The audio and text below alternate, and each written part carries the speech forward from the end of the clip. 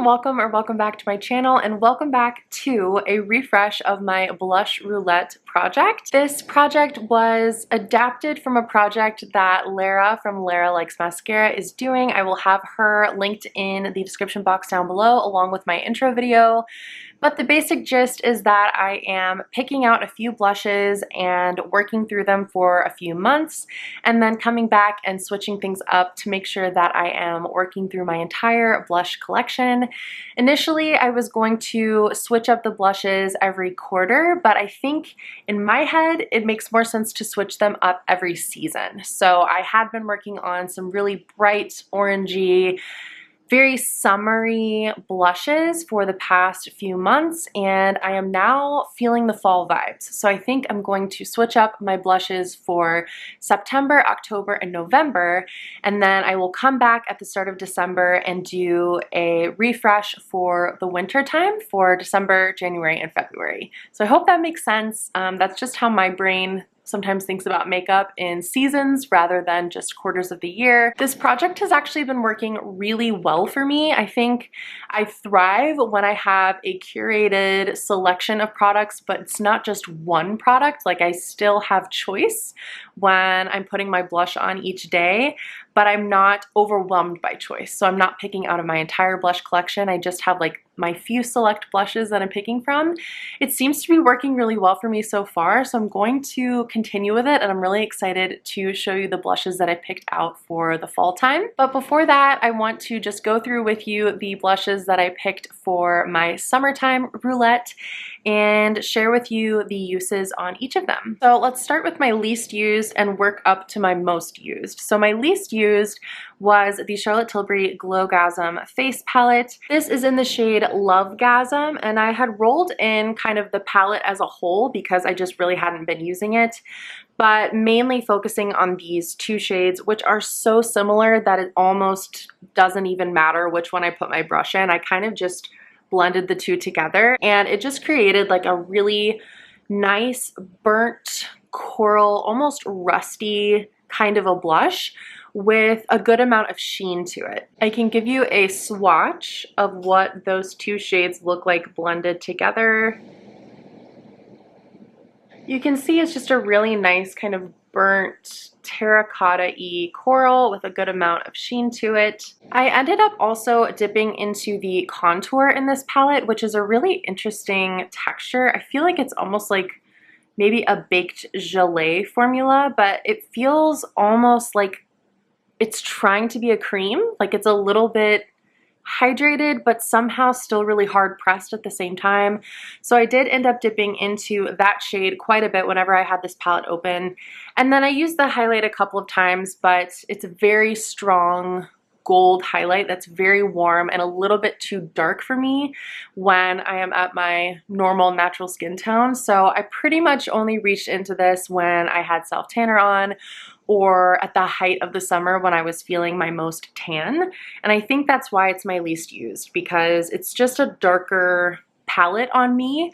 And I can wear these shades when I'm at my fairest, but it's just a lot of pigment for me. So I ended up using this palette 9 times over the past 3 months. So again, a few uses here and there, but it wasn't like my everyday go-to in this little Blush Roulette collection. To be honest, I've also kind of thought about decluttering this for that reason, because it's just not a go-to in my collection. I don't think I'm gonna declutter it just yet. I'm gonna kind of think on it a little bit and keep it around in my collection and then make a decision a little bit later, but I really wish I had the lighter version of this palette. I know it has a lighter blush and a lighter highlighter. If you have the lighter one, can you let us know what it's called in the comments? I want to say it's Nudegasm, but at the time when I picked this up, the lighter version was out of stock or limited edition, and then she brought it back, so I ended up just getting this one because I really wanted to try one of the palettes, but I knew in my heart that these were not my typical shades. So while I did enjoy using it and dipping into it, it's definitely not one of my favorites in my collection. Next up, we have my Melt Blush Light in the shade Sandy Cheeks. This is also another one of those corally shades, but this one is quite a bit lighter. and this really packs pigment. Like, I had forgotten how pigmented this product is. I'll give you a swatch so you can see, but just a tiny bit of this goes such a long way on the cheeks. So you can see, kind of keeping with that corally family. This one kind of surprised me because I thought for sure this would be my most used. I ended up only using this one 11 times. Really did enjoy using this every time I did. It's definitely more of a thicker cream in terms of consistency, so that on top of it being super pigmented, I did feel like I needed to apply with a lighter hand. It's almost a product that I feel like would be applied best with a sponge just because it is so thick. But it doesn't stay sticky, which I think is what differentiates this from something like the Tower 28 cream blushes. I can't stand when a cream blush stays sticky on my face because it gets caught in my hair, and I just don't like that feeling. This one I feel like does dry down, and it ends up looking really flattering on the cheeks. So I really enjoyed dipping back into this one. It's not a color that I typically would reach for, but I feel like for the summer it was actually really, really nice. And it ended up being very natural on my face. I was afraid that this kind of more orangey tone would look completely out of place and almost like a little bit clownish, but blended in really well. I feel like it was totally wearable and something that I really enjoyed using a lot. So I'm really happy that I rolled this one in. And then the other cream blush that I had in the project was my Danessa Myricks Beauty Yummy Skin Blush in the shade Bellini. So another orangey coral tone. This one is a lot brighter though than the other two. I'll give you a swatch. Almost more of like a tangerine rather than a coral. Again, super duper pigmented, so I did not have to dig my brush into this one whatsoever. I did apply this one and the other one with a brush, and just like the tiniest little tap into this product was enough for both of my cheeks. But again, I was really surprised by this one because you look at this color and you think that is going to be so bright and just out there on my face and maybe even a little bit clownish. But for some reason, it just works. Like, I don't know if because I have a cooler, more pink undertone, mixing it with this more kind of orangey shade, it ended up looking almost a little bit red. And I say that because it looked way more like a natural flush than I was expecting, almost like a little bit of that sunburnt look. So I really loved using this one. I ended up using this one 14 times over the course of the past few months, and I'm really happy that I spent some time with this because previous to that, I had only used this 1 or 2 times, and I was, to be honest, a little bit scared of it. I think because I just went in way too heavy-handed when I had used it the first couple of times, but with a light hand, this can be really, really beautiful, and it does have that upsolate ingredient in it. In fact, I think they call this the blurring balm blush. So it does have that nice blurring, almost like cream to powder satin matte look on your skin, which is really, really flattering. So I really enjoyed this. And finally, I had been working on my Viv Sunset Blush in the shade Pesca. Again, in that pretty summery kind of coral family. I will give you a swatch of this one. This one is a lot lighter than the others. So what I ended up doing a lot was wearing one of the cream blushes as a base and then pairing this over the top. You can see just how sheer that pigment actually is. So it ended up being like a really nice combo to use either one of these cream blushes and then set it down with the Viv powder blush. It doesn't look like much in the swatch, but I do think that this can be built up on its own on the face to become a really pretty, just peachy, more peachy than coral kind of a tone. And I think for the summertime, this was really, really pretty.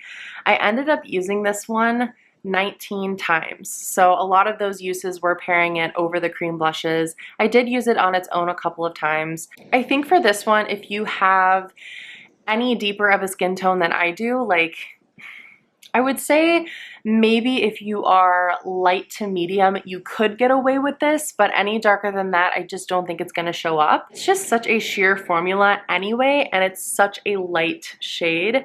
The only thing I would say is I do feel like this got a little bit of hard pan, probably because I was pairing it over cream blushes.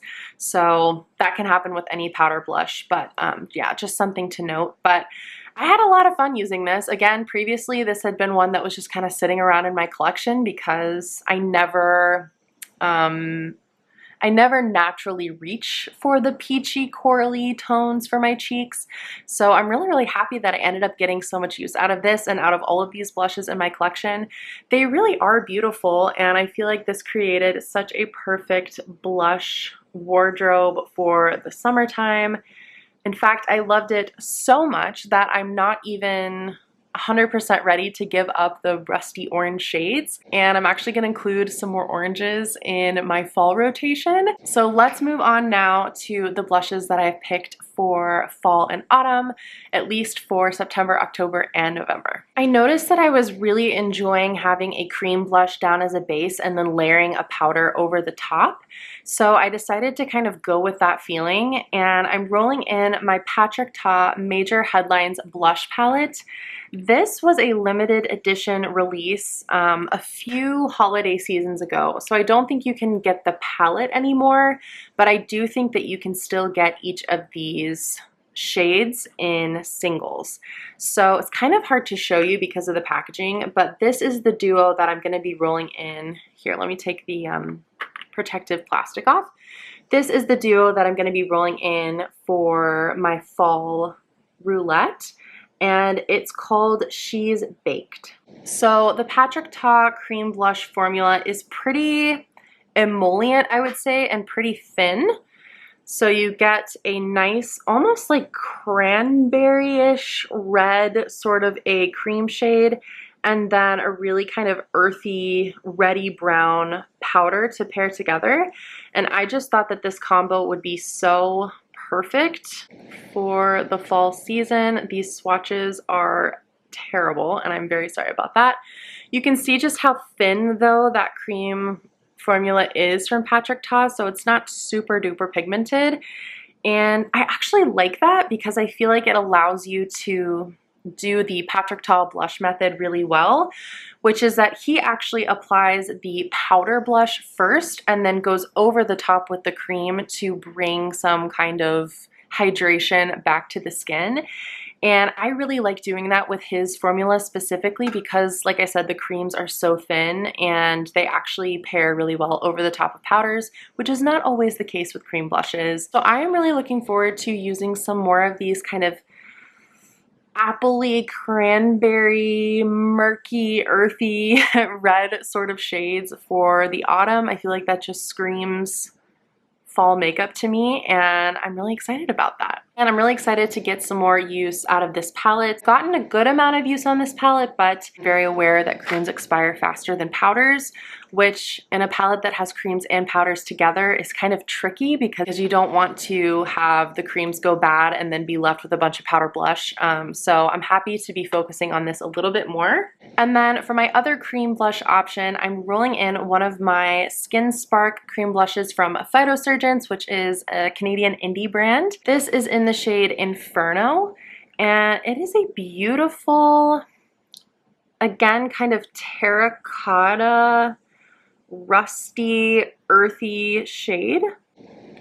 You can see it's sort of a rusty orange that leans brownish red. Again, kind of in keeping with that color story that we've started to build here. And I just think this is, again, the perfect blush shade for fall. Like, it can lean a little bit more orange and more like pumpkin spice-ish, depending on what you pair it with, and it can lean a little bit more of like a natural earthy red. And I feel like it would pair really well with the powder from the Patrick Ta if I wanted to set it with that. I've also picked out a couple of other powder blushes to mix and match with. I picked out the RMS Beauty Redimension Hydra Powder Blush in the shade Maiden's Blush. This is sort of like that baked gelée formula again. So pretty. It's just the most gorgeous, like, cinnamon color, just like a really earthy, very natural kind of a tone. and it's got a little bit of a glow to it, so it's not completely matte. It does kind of create a little bit of a soft luminosity to your cheeks. I am actually wearing the combo of the Inferno Skin Spark and this Maiden's Blush powder today on my cheeks, and you can see it just looks really kind of natural, if a bit amped up for fall in terms of the shade, but I feel like it just looks beautiful together. You can see a little bit of luminosity on my cheeks, nothing crazy, still very wearable for day to day for me. And yeah, I'm just so excited to finally be getting some use out of this blush. I bought it when it was on sale because people were raving about this formula, and I just never really got into it, but I'm really excited to get some good use out of this. I think it's going to be so perfect with all of my more like rusty pumpkin spice, cinnamon brown kind of lip tones that I'm looking forward to wearing in autumn, and would also pair really well with the cream options that I have. And then one more option in this roulette, I'm rolling in my Suikyu Pure Color Blush in the shade 139. And this is such a magical blush because it honestly looks like nothing in the pan. It looks very neutral and muted and a little bit blah. But when you get it on the cheeks, again, it's not a completely flat matte shade. It does have a little bit of that luminosity to it. You can see it's just that perfect like neutrally cinnamon tone. And as I said, the swatch is not really going to do this one justice, but when you get it on the cheeks, it does something magical. It almost sculpts the cheeks, and it also plays with the red tones in your skin to give you a little bit of a flush. And it's just the most perfect, effortless, kind of undone blush look, almost like a Renaissance painting, just like those really muted, kind of murky, earthy tones. I am so excited about this. I love the formula of this blush. It is beautiful. It's so finely milled. I picked this up in London when I was there last year, and it's like one of my prized possessions. It's so nice. The formula is super elevated and luxurious. And if you can't tell, I'm really excited about my Blush Roulette wardrobe or collection for the next few months. Here is our summer color story into our fall color story. I feel like you can definitely see the change of seasons reflected in the color stories.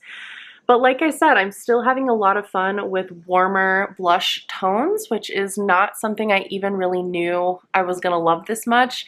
I figure since I have cooler undertones to my skin and I like cooler lip products that I wouldn't like all of my warm blushes in my collection as much, but I'm actually kind of loving them. Especially when I have warmer tones on the eyes. I feel like it just makes the look completely come together and definitely puts me in the mood for fall. So those are all of the blushes that I will be rotating through in September, October, and November. I'm really excited to come back in December and share with you my progress. If you are enjoying this blush roulette style project, please let me know in the comments down below.